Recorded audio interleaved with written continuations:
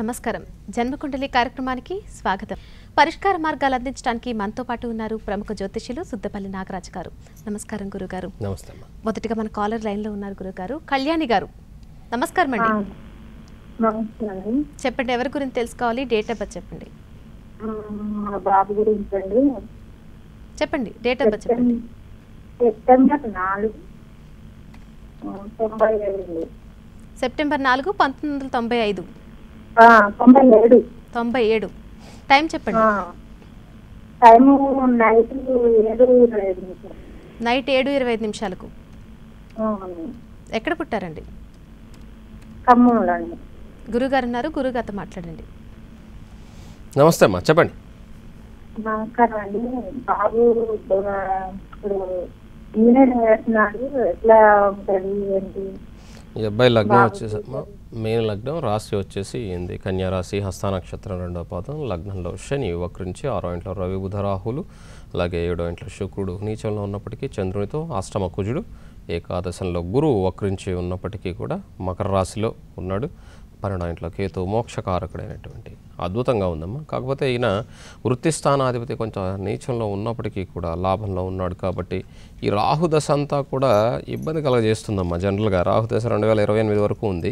ఈ 2028 వరకు అంటే ఆల్మోస్ట్ ఇతనికి 30 సంవత్సరాలు, 32 ఇదొక 97 అంటే దాదాపుగా 2017కి వచ్చేసి 20 ఏళ్ళు వస్తాయి. 20 ఆ తర్వాత వచ్చేసేటువంటి 30-31 సంవత్సరం వరకు కూడా ఈ దశ ఉంటుంది. ఆ తర్వాత వచ్చే గురుదశ బాగుంటుందమ్మా. కానీ ఈ 31వ సంవత్సరం వరకు మాత్రం ఒక ఉద్యోగం ఉన్నా కూడా ఆ ఉద్యోగంలో స్థిరపడలేకపోవటం, లేకపోతే అది నచ్చకపోవటం, ఇలాంటివన్నీ కూడా జరిగేదానికి అవకాశం ఉన్నది. వివాహం కూడా ఆలస్యంగానే జరిగేదానికి అవకాశం ఉంది, ఎందుకంటే కుజదోషం ఉన్నది కాబట్టి.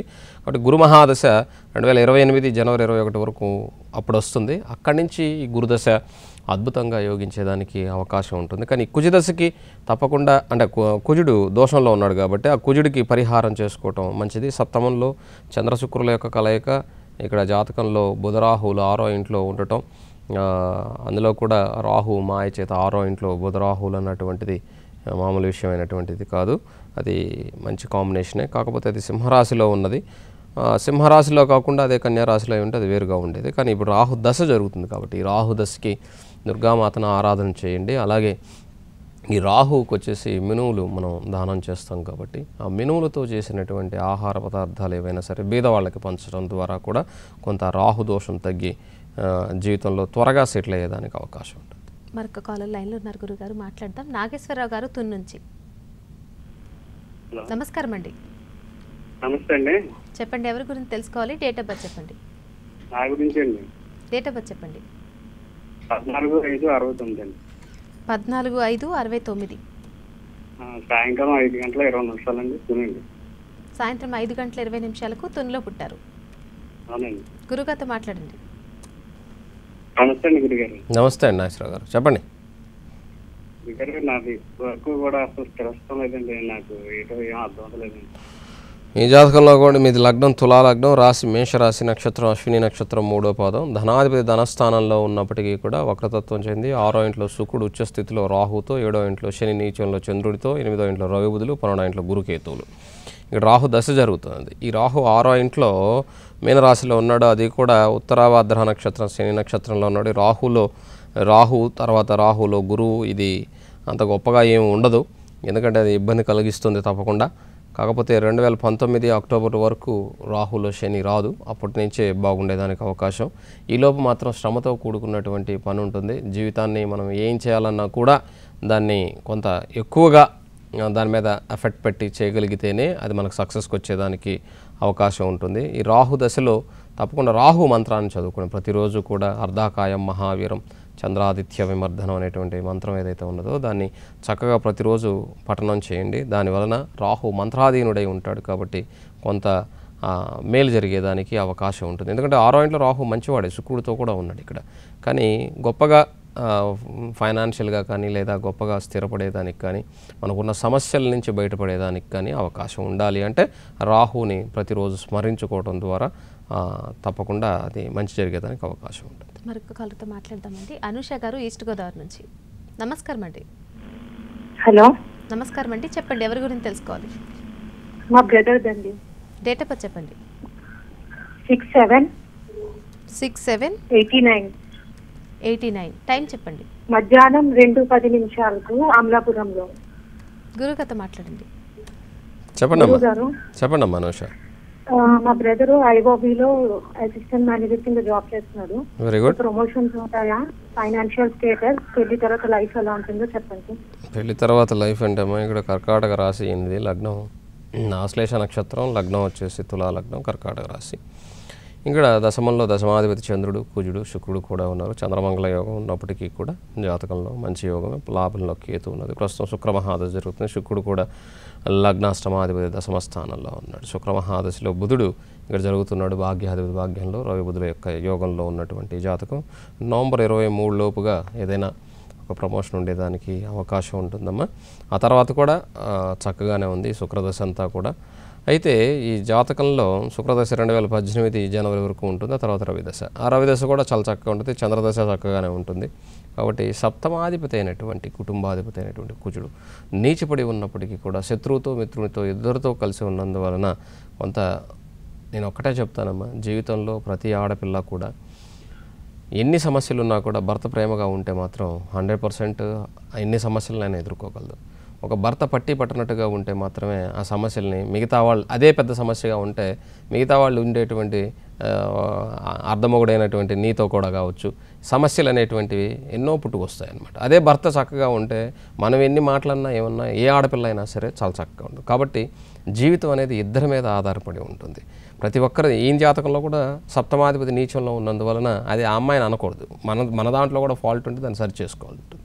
కాబట్టి జీవితం బాగుంటుంది, ఇబ్బంది పడాల్సిన అవసరం లేదు. కాకపోతే ఏంటంటే సర్దుకుపోవటం అనేది ప్రతి ఒక్కరు నేర్చుకోవాలి అంతే తప్ప అది బాగుందా లేదా అంటే అది మనకు దక్కింది ఎప్పటికీ రజనీకాంత్ గారు చెప్పినట్టుగా దక్కంది ఎప్పటికీ దక్కదు, దక్కేది ఎప్పటికీ దక్కుతుంది. కాబట్టి జాతకంలో ఏదైతే ఉన్నదో దాన్ని ముందుగా తెలుసుకున్న ద్వారా ఒక విషయం చెప్తే దాన్ని ఫాలో చేయగలిగితే మాత్రం తప్పకుండా చేయండి. అదే మనకు ఏదైనా ఉద్యోగం గురించో లేకపోతే ఇంకోటైతే వింటాం, కానీ మన మనసుకు నచ్చని మంచి మాట అయినా కూడా దాన్ని ఫాలో చేయం, నచ్చలేదు కాబట్టి మంచి మాట కొంత ఇబ్బందిగా ఉన్నప్పటికీ కూడా వచ్చేటువంటి స్త్రీ అనేటువంటిది అది మీరు కూడా స్త్రీ రేపటి రోజున ఇంకొకళ్ళు ఇంటికి వెళ్తారు, మీ అన్న మీద ఎంతో ప్రేమ ఉండి ఉండొచ్చు, అందుకే మీరు ఇలా అడిగి ఉండొచ్చు. కాబట్టి వచ్చేటువంటి వదిని కూడా మీ అన్న అంత ప్రేమగా చూడండి, తప్పకుండా వాళ్ళిద్దరి జీవితం బాగుంటుంది.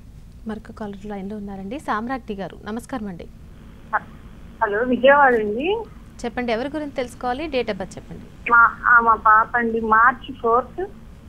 చెప్పండి. March 4th 89 అండి. March 4th 1989. టైం చెప్పండి. సాయంత్రం 4:15. ఎక్కడ పుట్టారండి? విజయవాడేనండి. గురుగారు ఉన్నారు, మాట్లాడండి. ఇది పాప 3 సంవత్సరాల నుంచి జాబ్ అది లేకుండా చదువు అయిపోయి ఖాళీగా ఉంటుందండి. అది అడుగుతామండి. ఈమె వచ్చి ధనుర్రాశి ఉత్తరాషాఢ నక్షత్రం 1వ పాదం, మకర లగ్నం, ధనుర్రాశి. 7.5 సంవత్సరం శనిలో ఉన్నది. దానికి కూడా గల కారణం అందులో కూడా కుటుంబ స్థానంలో వాక్ స్థానంలో రాహు ఉండటం, ఇక్కడ శుక్రుడు రవి కూడా ఉండడం, ఆత్మకారకుడైనటువంటి రవి రాహుతో కూడా కలిసి ఉండటం వలన ఒక భయం అనేటువంటిది అమ్మాయి జాతకంలో ఆవహించడం వలన అది అలా ఉన్నది. ప్రస్తుతం రాహు దశే జరుగుతుంది. ఆ గురువు ఇక్కడ పంచమంలో ఉన్నటువంటి గురు కుజుల యొక్క కలయిక, రాహులో గురు, అందులో కూడా కుజుడు జరుగుతూ ఉన్నాడు. ఈ రాహులో గురువు అయిపోయిన తర్వాత అంటే ఈ నవంబర్ 3 నుంచి రాహులో శని వస్తాడు. ఈ శని వ్యయంలో ఉన్నాడు, పాపగ్రహమై వ్యయంలో ఉన్నాడు, సప్తమాధిపతి వ్యయంలో ఉన్నాడు. దానివల్ల ఉద్యోగం పక్కన పెడితే వివాహ సంబంధంగా కూడా ఇక్కడ ఇబ్బందులు కనపడుతున్నాయి. కాబట్టి ఆ శనిచంద్రులు ఇద్దరికీను అలాగే రాహుకి పరిహారం చేసుకోవటం ద్వారా ఈ అమ్మాయి జీవితంలో కొంత ఈ రాహు దశ ఉన్నంత వరకు ఎన్నో ఇబ్బందుల్ని ఎదుర్కొన్నప్పటికీ కూడా కుంభరాహు కాబట్టి కొంతవరకు మంచిదే అయినా, కానీ రవి ఉండటం వలన అక్కడ ఆత్మకారకుడైనటువంటి వాడు ఇబ్బంది కలిగిస్తుంది. అందులో ఉత్తరాషాఢ నక్షత్రం, అది రవి నక్షత్రం. రవి ఇక్కడ 2వ ఇంట్లో రాహుతో కూడా బంధింపబడి ఉండటం, 7.5 సంవత్సరం శని ఉండటం, ఇలా చాలా కారణాలు ఉన్నాయి. కాబట్టి ముందుగా ఆ శనికి ఆరాధన చేసుకోవటం వలన శనిని కొంత శాంతింప చేసుకోవటం, అలాగే రాహు కుటుంబ స్థానంలో ఉన్నాడు కాబట్టి వాక్ సంబంధమైనటువంటి దోషాలు లేకుండా కొంత నెమ్మదిగా ఉండటం లాంటివి చేస్తే ఆమె జీవితంలో విద్యా సంబంధమైన దోషాన్ని పక్కన పెడితే వివాహం సంబంధమైన దోషం అన్న తగ్గే, త్వరగా వివాహంలో ఎటువంటి ఇబ్బందులు లేకుండా ఉంటాయి. మరొక కారుతో మాట్లాడదాం గురుగారు. శ్రీనివాస్ గారు ఖమ్మం నుంచి. నమస్కారం శ్రీనివాస్ గారు, మాట్లాడండి. 8/5/76. 8/5/76. ఉదయం 6 గంటలు.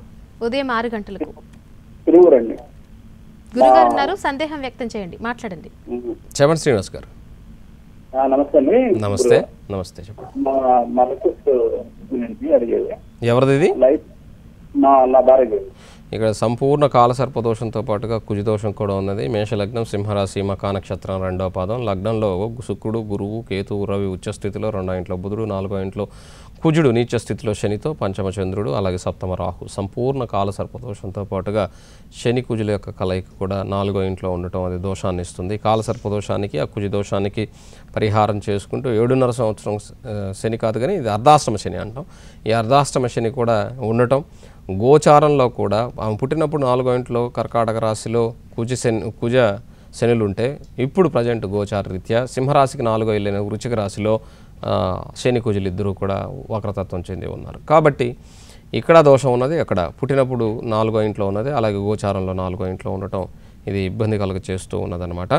అయితే ఈ ఆగస్టు 9 నుంచి చంద్రమహాదశలో రవి వస్తుంది. ఈ రవి చక్కగా ఉన్నాడు, చంద్రుడు చక్కగా ఉన్నాడు. కాబట్టి ఇక్కడి నుంచి కొంత బాగుండేదానికి అవకాశం ఉంటుంది. ఈలోపు ఏదైనా సర్జరీ జరిగినా కూడా ఆశ్చర్యపోవాల్సిన అవసరం లేదు. కాబట్టి రాహుకేతులకి కుజ శనులకి తప్పకుండా పరిహారం చేసుకుంటే బాగుంటుంది. మరొక కాలర్ లైన్లో ఉన్నారండి, తేజస్విని హైదరాబాద్ నుంచి. నమస్కారం అండి. నమస్కారం అండి, నా పేరు విజయశ్రీ అండి. నేను మా బాబు గురించి తెలుసుకోవాలండి. డేట్ ఆఫ్ బర్త్ చెప్పండి. 2 ఆగస్టు 86 అండి, 1986. టైం కూడా చెప్పండి. 9:30 అండి. ఉదయమా రాత్రా? ఉదయం అండి. ఉదయం 9:30. గురుగారు ఉన్నారు, మాట్లాడండి. చెప్పండి అమ్మా. నమస్కారం గురుగారు, మా బాబుకు మ్యారేజ్ కోసం అడుగుతున్నాను.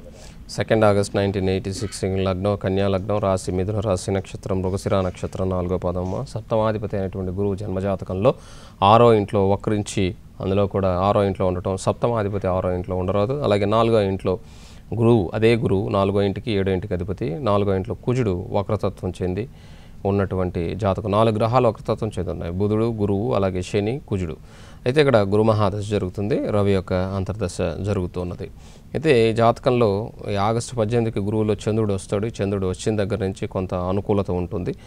కొంత ఈ జాతకానికి రేపు జనవరి 7 తర్వాత వివాహ సంబంధంగా మీరు ప్రయత్నం చేయవచ్చు. కానీ కుజదోషం ఉంది, దాన్ని పరిహారం చేయించండి. అలాగే గురుదశ జరుగుతుంది. ప్రతి గురువారం కూడా గురువు ఆలయానికి లేదా గురువు గారిని సేవించడం లాంటివి చేస్తే ఆ గురు దోషం కూడా తగ్గేదానికి అవకాశం ఉంటుంది. మరొక కాలర్ లైన్లో ఉన్నారండి, పద్మావతి గారు, విజయవాడ. హలో, నమస్కారం అండి. చెప్పండి, ఎవరి గురించి తెలుసుకోవాలి? మా బాబు గురించి అండి. డేట్ ఆఫ్ బర్త్ 20/11/1980 అండి. 20/11/1980. 1980. టైం చెప్పండి.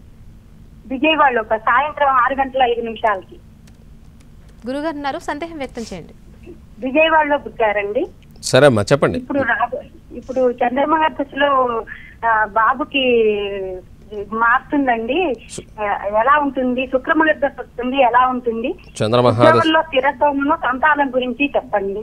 ఇక్కడ జన్మజాతకంలో అమ్మా ఈయన మీరు అడిగిన వాటికి చంద్రమహాదశలో శుక్రుని అంతర్దశ రేపు 14 నుంచి వస్తుంది. అయితే అష్టమ కుజుడు, ఈయనకి అష్టమ కుజుడు ఉన్నాడు కాబట్టి మిత్రరాశిలో వివాహం జరిగినప్పటికీ కూడా మీరే అడిగారు సంతానం గురించి చెప్పండి. మరి దోషాన్ని ఇస్తాడు కదా. సంతాన స్థానంలో గురువు ఉన్నప్పటికీ శని కూడా ఉన్నాడు కదా. ఆ గురువుకి అదేమైనా మిత్రరాశి, శత్రురాశి? పోనీ పంచమాధిపతి అయినటువంటి వాడు ఎక్కడ ఉన్నాడు? 6వ ఇంట్లో ఉన్నాడు. కాబట్టి అది మిత్రరాశి. 2 ఇక్కడ శని ఉన్నాడు, పంచమంలో గురువు ఉన్నాడు. గురువు ఉన్నప్పటికీ కూడా శనితో, అది శత్రురాశిలో, అందులో కూడా సమానమైనటువంటి బలం కలిగినటువంటి శనితో. అలాగే పంచమాధిపతి ఎక్కడ ఉన్నాడు అంటే అష్టమంలో, 6వ ఇంట్లో ఉన్నాడు, షష్టమంలో. కాబట్టి ఇక్కడ జన్మజాతకంలో తప్పకుండా మీరు మీ అబ్బాయిని డాక్టర్ దగ్గర తీసుకెళ్ళటం, ట్రీట్ చేయించుకోవటం మంచిది. ఇంకొక విషయం ఏంటంటే చంద్రుడు మాత్రమే బయట ఉండి మిగతా గ్రహాలని రాహుకేతులు మధ్యలో ఉండటం కూడా ఇక్కడ ఇబ్బందికి గల కారణం. అయితే ఈ చంద్రుడిలో శుక్రుడు మీరు అడిగారు, చంద్రుడు పరాక్రమాధిపతి అయి వేయంలో ఉన్నాడు. శుక్రుడు 6వ ఇంటికి అధిపతి అయి లగ్నాధిపతి అయి 6వ ఇంట్లో ఉన్నాడు. కాబట్టి ఇక్కడ ఇది అంత గొప్పగా ఏమీ ఉండదు. కాకపోతే ఏంటంటే ఆ శుక్రుడు స్వస్థానంలో ఉన్నాడు కాబట్టి కొంతవరకు బెటర్గా ఉంటుందని చెప్పాల్సిందే తప్ప ఆహా ఓహో అని మాత్రం ఏమీ ఉండదు. మరొక కాలతో మాట్లాడదాం గురుగారు. శిరీష గారు, నమస్కారం అండి. నమస్తే అండి. చెప్పండి, ఎవరి గురించి తెలుసుకోవాలి? డేట్ ఆఫ్ బర్త్ చెప్పండి. 14/12 చెప్పండి. 2000 అండి. 2000 సంవత్సరం. ఆ, పుట్టిన టైం సాయంత్రం 8:35 ఎక్కడ పుట్టారు? తూర్పుగోదావరి జిల్లా కామర్రు అండి. గురుగారితో మాట్లాడండి. చెప్పమ్మా. నమస్తే అండి. నమస్తే. అదే మా పాప గురించి తెలుసుకున్నానండి. ఫ్యూచర్ స్టడీస్ ఎలా ఉంటారు? ఈ పాప లగ్నం వచ్చేసమ్మా కర్కాటక లగ్నం, కర్కాటక రాశి, పుష్యమి నక్షత్రం 4వ పాదం, లగ్నంలో చంద్రుడు, విద్యాస్థానంలో కుజుడు ఉన్నాడమ్మా. కొంత బ్రేక్స్ వచ్చినా ఆశ్చర్యపోవాల్సిన అవసరం లేదు. కుజుడు 4వ ఇంట్లో ఉన్నాడు కాబట్టి, అది శత్రు రాశిలో ఉన్నాడు కాబట్టి విద్యాస్థానాలు సప్తమంలో ఉన్నాడు, చదువుకుంటుంది, అందులో ఏమి ఇబ్బంది లేదు. కాకపోతే అక్కడ కుజుడు 4వ ఇంట్లో ఉండి తన 4వ దృష్టితో సప్తమంలో ఉన్న శుక్రుడిని కూడా చూడటం వలన కుజ దోషం ఉన్నది. దానివలన విద్యలో మంచి ర్యాంక్ సాధించవలసినటువంటి పాప ఇప్పుడు 10కి 10 వస్తాయి అనుకుంటే 10కి 8 వస్తాయి. అలాంటి స్థితిని కలిగి ఉండేదానికి అవకాశం ఉన్నది. కానీ చదువుకుంటుంది, చదువు ఏం లేకుండా ఏం లేదు, చక్కగా ఉంది విద్య. కాకపోతే ఆ కుజుడికి మాత్రం హనుమంతుడిని చక్కగా ప్రతిరోజు ప్రార్థన చేయమనండి. దానివలన బుద్ధి బలంలో ఎటువంటి దోషం లేకుండా ఆ కుజుడు ఆ విద్యలో స్థానంలో ఉండి అక్కడ విద్యాస్థానాధిపతి చూస్తూ ఆ విద్య ఆపకుండా చక్కగా ఉండేదానికి అవకాశం ఉంటుంది. ఒకటి హనుమాన్ చాలీసా చదువుకుంటే ఈ పాప జాతక రీత్యా బాగుండేదానికి అవకాశం. చాలామంది అడుగుతారు, అంటే మంత్రాలకు చింతకాయలు రాలుతాయా గురువు గారు అనేటువంటి వాళ్ళు చాలామంది ఉన్నారు. హనుమాన్ చాలీసా చదివితే బుద్ధి ఎలా పెరుగుతుందని అడిగేవాళ్ళు ఉన్నారు. హనుమాన్ చాలీసే కాదు, మనకున్నటువంటి లలిత సహస్రనామం కావచ్చు, విష్ణు సహస్రనామం కావచ్చు, మనకున్నటువంటి మృత్యుంజయ మంత్రం కావచ్చు, ఉగ్రనారసింహ మంత్రం కావచ్చు, ఇలా ఎన్నో మంత్రాలు వేదాల్లో మనకి ఇవ్వటం జరిగింది. ప్రతి శబ్దానికి ఒక శక్తి ఉంటుంది. ఆ శక్తి లేకపోతే ఇప్పుడు నేను మాట్లాడే మాట స్వరపేటికలో నుంచి గట్టిగా మీకు రాకపోతే మీ దాకా చేరదు ఈ ట్రాన్స్మిషన్స్ ద్వారా. కాబట్టి నా శబ్దానికి నా శక్తి ఉంటేనే మిమ్మల్ని అందరినీ కూడా మా టీవీ చూడగలిగేటట్టుగా చేస్తుంది, నాకు ఫోన్లు చేయగలిగే చేస్తుంది. అంటే ఆ మాటకి శక్తి ఉంటేనే. అలాగే ప్రతి మంత్రానికి ఒక శక్తి ఉంటుంది. మంత్రాన్ని దాన్ని ఏ విధంగా ఉపయోగించుకోవాలి అన్నది మాత్రం తెలుసుకుంటేనే చాలు. అంతే తప్ప నీ ఇక్కడ కూర్చొని అది రావాలంటే అది రాదు. అది ఏ విధంగా వస్తుందో ఆ మంత్రం చెప్తుంది. కాబట్టి దాన్ని మాత్రమే మనం ప్రయోగం చేసుకోవాలి తప్ప దాన్ని కూర్చొని నాకు రావాలి సినిమాల్లో చూపించినట్టుంటే మాత్రం కుదరదు. కాబట్టి ప్రతి శబ్దానికి ఒక శక్తి ఉంటుంది. ఆ శబ్ద తరంగాల వలన మంచి ఎనర్జీ వస్తుంది. దానివలన మనలో ఉన్నటువంటి ఎనర్జీ లెవెల్స్ పెరుగుతాయి, బుద్ధిబలం పెరుగుతుంది. దానివల్ల మనం చదువుకొని చక్కగా ఆ సమయానికి రాయగలిగి మంచి ఉన్నతమైనటువంటి స్థితికి మీ పాప పొందగలరు. మరొక కాలర్ లైన్లో ఉన్నారండి. శ్రీలక్ష్మి గారు నిజామాబాద్ నుంచి. మా అమ్మాయి పెళ్లి గురించి అండి. చెప్పండి, డేట్ ఆఫ్ బర్త్ చెప్పండి. మా అమ్మాయి మకా నక్షత్రం అండి. డేట్ ఆఫ్ బర్త్ చెప్పండి అమ్మా మీరు. 1988 డేట్ అండి. మీరు డేటు, నెల, సంవత్సరం అమ్మా, కంగారు పడద్దు. ఏ రోజు పుట్టింది? డిసెంబర్ 28 అండి. 28 డిసెంబర్ 1988. మీరు అలా చెప్పాలి, మీరు కంగారు పడవద్దు. టైం చెప్పండి, ఎన్ని గంటలకు పుట్టింది పాప? 88. అమ్మా మీరు టీవీ చూడొద్దమ్మా, టైం చెప్పండి, ఫోన్లో మాట్లాడండి నాతో. హలో, మధ్యాహ్నం 3 గంటలకి. మధ్యాహ్నం 3 గంటలకు. ఏ ఊర్లో పుట్టింది? నిజామాబాద్. ఈ పాప లగ్నం వచ్చేసి వృచ్చిక లగ్నం, రాశి వచ్చేసి సింహరాశి, నక్షత్రం మఖా నక్షత్రం 4వ పాదం, అర్ధాష్టమ శనిలో ఈ పాప ఉన్నది. అయితే సప్తమ శుక్రుడు దోషకారకుడమ్మ.